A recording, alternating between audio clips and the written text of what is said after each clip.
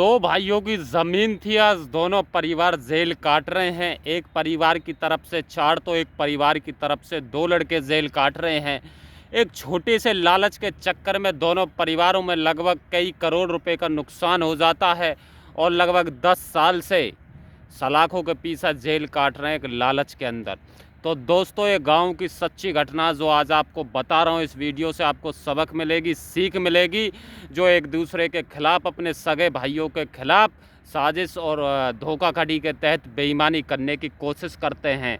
ये जिस ज़मीन पर बैठा हूँ, ये बंजर ज़मीन है और लगभग इस ज़मीन के अंदर घास फूस हो रही है। अगर इस ज़मीन में आपस में एक भाई के अंदर लालच नहीं होता तो आज 4 बेटे और 2 बेटे जेल नहीं काटते। किसी के हाथ तो किसी का सर, तो किसी का पैर, तो किसी का बेटा, तो किसी बेटी के सिर, तो किसी की बहू, किसी की पत्नी, तो किसी का सुहाग नहीं उजड़ता। ये दोस्तों 5 किले थे। एक भाई का नाम अशोक, तो एक भाई का नाम सुभाष था। अशोक और सुभाष पिछले खास माँ के और खास पिता के बेटे थे। ज़मीन को देख लीजिए, 5.5 किला हैं। गांव देहातों में अक्सर ऐसी रंजिशें चलती रहती हैं।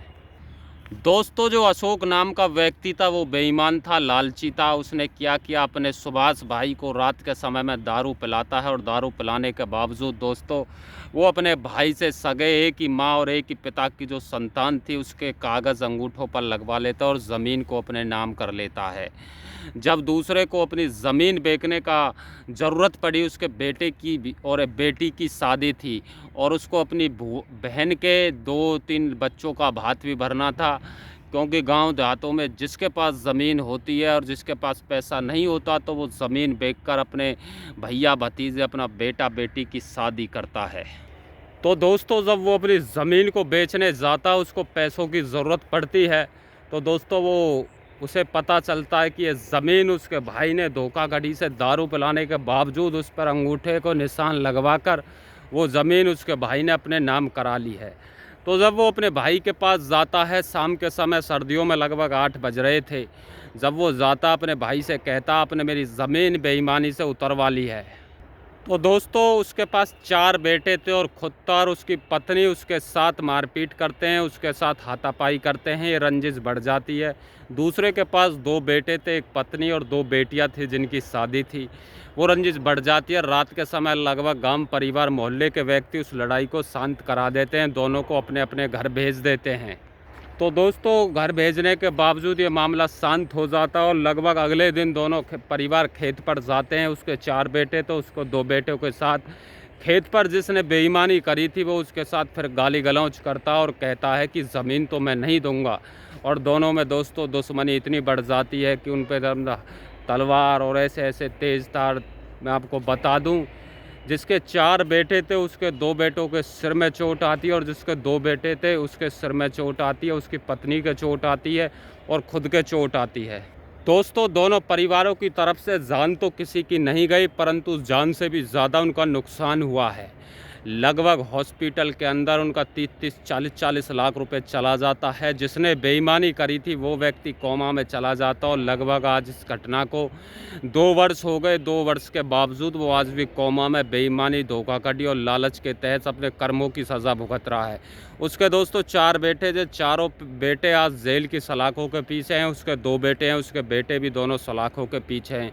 ये मामला शासन प्रशासन कोर्ट में पहुंचता है। दोनों के परिवार की पैसे की बर्बादी होती है और लगभग दोनों परिवार ही बर्बाद हो जाते हैं।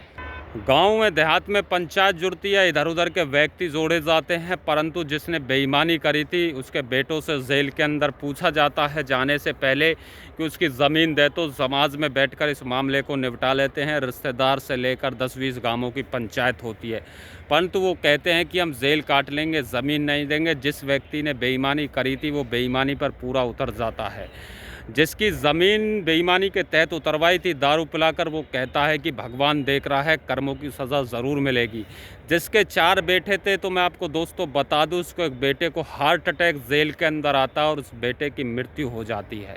जिसके 2 बेटे थे उसमें से एक की ज़मानत हो जाती है और जिससे बेईमानी कराई थी उसके भाई ने, वो अपने घर पर सुरक्षित है। जिसने दोस्तों बेईमानी करी थी वो व्यक्ति आज भी कोमा के अंदर है, अपने कर्मों की सज़ा, और भगवान उसको दंड दे रहा है।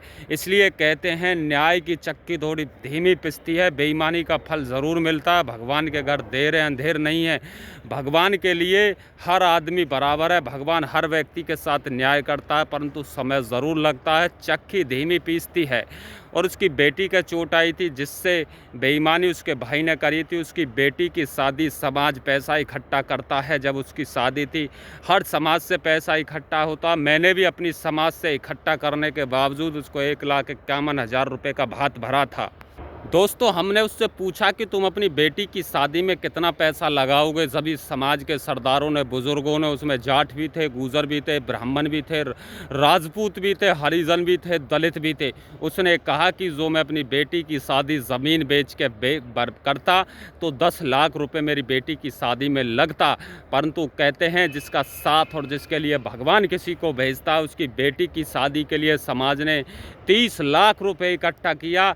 जहां वो अपनी बेटी को दोस्तों एक बाइक देना चाहता था, वहीं उसकी बेटी को एक 10 लाख रुपए की गाड़ी के साथ साथ 10 लाख रुपए उसके एफडी कराई जाती है उसकी बैंक के अंदर दोस्तों। और उसको भारी भरकम भात, हमने 1.5 लाख रुपए मैंने अपनी समाज से इकट्ठा कर कर भात भरा। और उस बेटी की 36 बरादरी इतनी धूमधाम से शादी करती है जहाँ वो ज़मीन बेच कर नहीं कर पाता।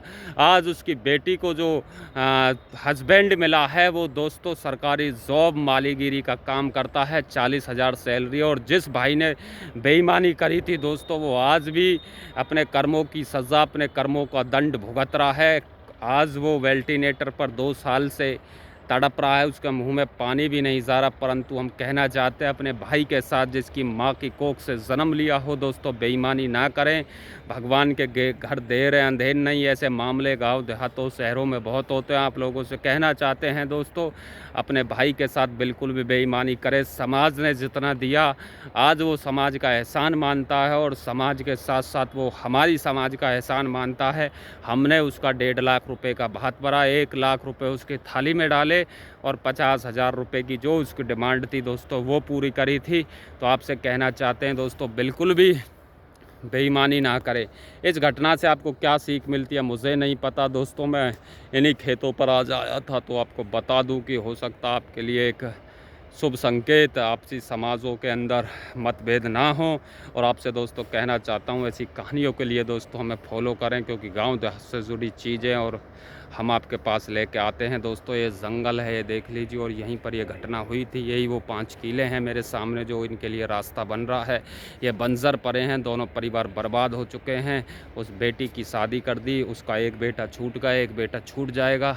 परंतु जिसने बेईमानी करी थी वो अपने कर्मों के दंड और सज़ा बहुत बुरी तरीके से भुगत रहा है। तो दोस्तों मैं आपसे यही कहना चाहता हूँ, बहुत बहुत धन्यवाद। इस कहानी से सीख मिली हो तो एक कमेंट करना, एक सब्सक्राइब करना, एक लाइक करना दोस्तों। बहुत बहुत धन्यवाद। गर्मी बहुत ज़्यादा है।